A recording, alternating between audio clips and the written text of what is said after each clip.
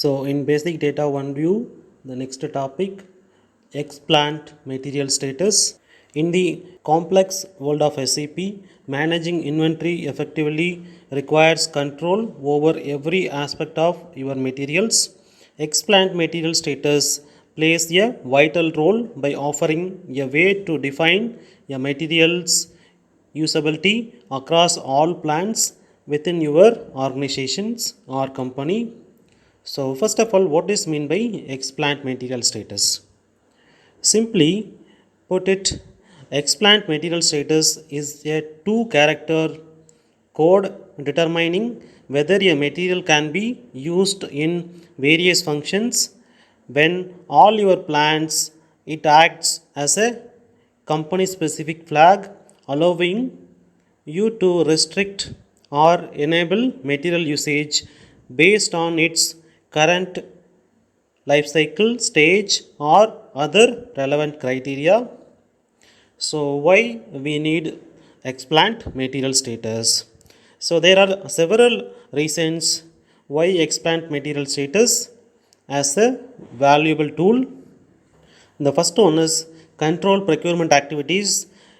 By setting a block status, you can prevent users from creating purchase requisitions or purchase orders for a particular material across all plants. This is useful for obsolete, hazardous, or undergoing reformulation materials. Second one is improve inventory management. Explant material status helps you identify materials that requires special handling or nearby the end of the life cycle. This allows for better planning and prevent unnecessary inventory holding in our plant or in our company. Third one is enforce standardization. If you have standardized materials across plants, explant material status can ensure consistency in their use. So usage of explant material status. Once configured, the explant material status is assigned to a material in its primary data view within the material master, the transaction code MM01 or MM02.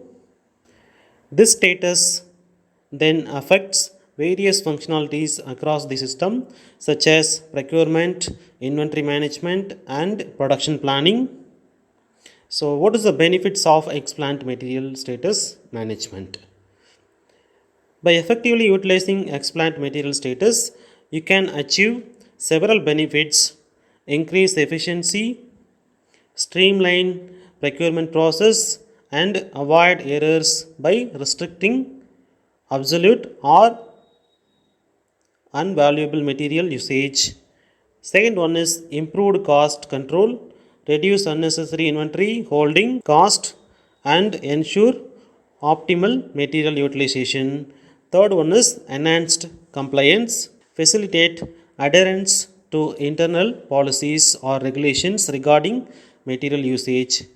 So the next field in the basic data one view, valid from date. So in materials planning, the valid from date of the material status is considered only if it is precedes or is the same as the planning date.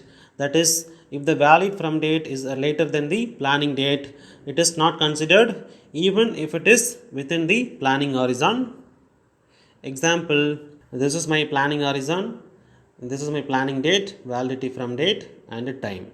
In this case, the valid from date is not considered in materials planning since it is later than the planning date. In purchasing, the valid from date of the material status is checked against the current date.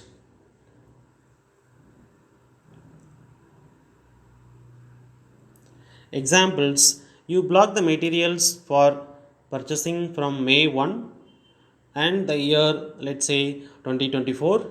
A purchase order is created for the material on April 28, the year 2024, with a delivery date of May 10 in year 2024. In this case, the validity from date May 1, 2024 is checked against the purchase order date April 28, 2024. and the purchase order is allowed. So had you created the purchase order on May 3 in 2024, an error message would have been issued. So this is the example for the valid from date. So the next topic, assign effectivity parameter values / override change numbers. I will try to explain about parameter effectivity and its usage and its relevance in any manufacturing process. Parameter effectivity is used to manage multiple configurations of a bill of material and routing to make it easy to manage all possible units using the same super bill of material and super routing. When we need to manufacture a specific unit, the super bill of material and the super routing is filtered to retrieve the master data relevant to that unit only, and this master data is assigned to the production order. Suppose I have a change request which is valid for a certain bill of material. With this change request, we can actually govern the time dependent aspect of the bill of material. For example, from when the changes will be valid with the help of the field valid from date. This is every simple and most commonly used scenario. So now if you want to change the bill of material based on the serial number or customer, etc. So here I am showing the examples. So we have three customer A, customer B and customer C. For a car manufacturing firm, the customer B always wants a vehicle with the signboard of driving school on top of the car.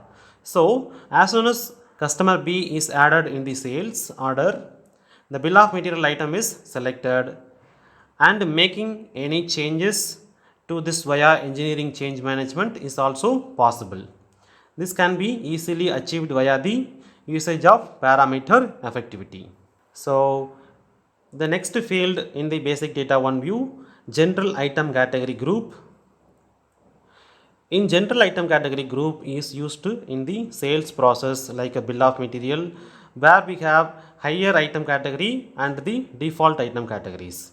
So general item category group is an extension item category group. Example, if one select item category group as a NORM, which means the standard item category group, but under the item category group NORM can further be classified as service item, packaging item or normal item using general item category group. Also, general item category group is maintained at client level. This field can be maintained from basic data view of material master. Thus, in case item category group is missing, then the general item category group used for item category determination. So the next field in the basic data one view, authorization group. So what is meant by authorization group?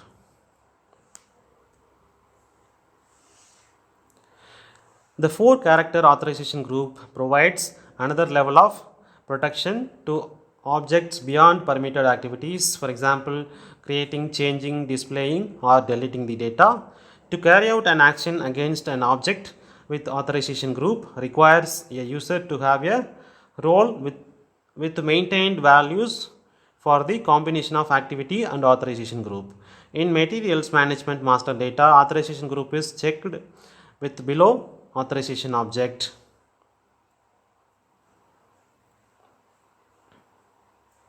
One is material type, second is material group, third is materials.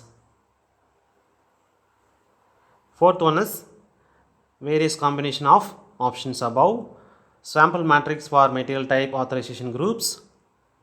So here the configuration, material type and the authorization group, different material type with a different authorization group. So here role maintenance. So authorization group is Z001, which means the related to the material type FERT, finished product. You can create, change, display and delete. So this is for all the material types. Then the role 2 authorization group Z001 can able to create, change, display and delete, but the second material type HAWA authorization group Z002 can able to display only. The same for ZMAT, the material type ZMAT also you can make it as a display. So then the role 3, role 4, role 5. So I am taking 5 examples. So based on the different material type with the different authorization group, you can make the combinations matrix based on the client requirement for each and every users. So in SAP basic data one view, the next field gross weight, net weight and weight unit.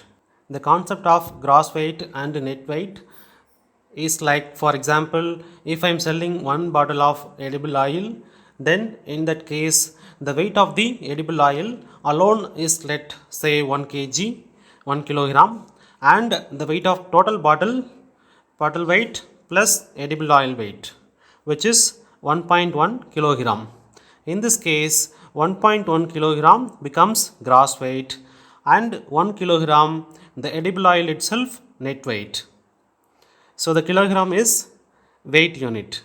Now if you are further using the packaging feature of SAP and packing these bottles in a cotton box, then at the time the gross weight will be sum of gross weight of all bottles plus the weight of cotton box will also get added to the gross weight of the total deliverable product. So let's say edible oil weight 1 kilogram, bottle weight 0.1 kilogram. So then the gross weight 1.1 kilogram, net weight 1 kilogram. So if you are going to pack all these bottles under one cotton box or pallet, then the cotton box or pallet weight also added in the gross weight. So the next, volume and volume unit. So here volume means, so we can enter length, breadth, height and width of the product. So here volume unit, so you can measure like length of the product and height of the product, width of the product. Then size and dimensions, this is only a text field, hence the data stored here will only be a text and not actual dimensions. We need to fill data in length, width and height fields individually. So then EAN slash UPC and EAN category. So EAN is nothing but European article number or universal product code. UPC means the international article number, also known as European article number or EAN or UPC, is a standard describing a barcode numbering system used in global trade to uniquely identify a specific product. Typically, EANs are 12 digits, with the last digit being a check digit. So will be assigned automatically in the material master. So these numbers helps customers and warehouse uniquely identify a product using barcode scanning or EDI transmissions. Business are required to purchase an EI number range before it can be set up in SAP. EANs can be internal or external. You'd use internal if you have purchased an EAN range and you want to SAP to generate numbers from that range, or external if you are using your own number range. So then what is mean by competitor? Competitors are managed in the SAP systems as customers of a particular account group. This account group defines internally that the customer is a competitor. You can store company, personal and any other data for each competitor. So what is the use of this competitor entity? The competitor number in the material master record serves to identify a competitive product as that of a particular competitor. Products can be contrasted and compared at different hierarchical levels. So this allocation of one's own products and competitive products to the product groups. So then material group, packaging materials. So the packaging materials are intended to enclose or hold together the materials that are to be packed. In addition, the materials that is to be packed can be packed into or onto the packing material. The packaging material can be a load carrier. The most important packaging material include crates, boxes, containers, and etc. So what is the use? You have to maintain the material master data for each packaging material you want to use. When creating material master records for packaging materials, enter either material type VERP, which is nothing but the material type for packaging in SAP standard system, or a customer specific material type that you have already set in customizing. Material type VERP contains additional packing relevant field in the sales general plan data screen. You can use the field selection to make the additional field available for input for all the material types. The gross weight and the volume that you enter in the material master have special significance for packing. When you create a handling unit HU, the system automatically copies the packing materials master data and uses the gross weight and volume as the packaging materials. So the integration part, packaging materials are special types of materials that can be used for packing or for transporting goods. During packing, you must always specify a packaging material so that handling units can be created. So these are all the examples: crate, pallet, box, container for our packaging materials. So then the next field, product composition. What does mean by product composition? One client distributes pharma drugs. There may be some cases they have to sell the product which is not in stock. In those cases, they will sell some other drug having same composition. So we need to maintain the composition in material master. For this, we activated specification assignment screen and created new specification type equal to composition, which is nothing but composition. Now we wanted to maintain the main composition in the screen, which will be accessible by a particular user group. So most of the time the product composition used by pharma industries to manage the material shortage. So then the next field, reference material for materials packed in same way. Material master record that serves as a template for packing instructions for materials that can be packed in the same way. So what is the use? The material for which the reference material is entered in the material master record can be packed with special packing instructions for the reference material. For example, the material 471101 and 471102 can be packed in the same way. For both materials, the reference material number is 4711 is entered in the material master record. So the next two digit 01 and 02 can be packed in the same way. If you now create a packing instructions containing the reference material 4711 as an item of item type R, both material 471101 and 471102 can be packed automatically using these packing instructions. So we need to set up the packing instructions based on the requirement. So then language is maintained basic data text. During execution of material master creation or material master edit, you can change the text in multiple languages through additional data in the tab.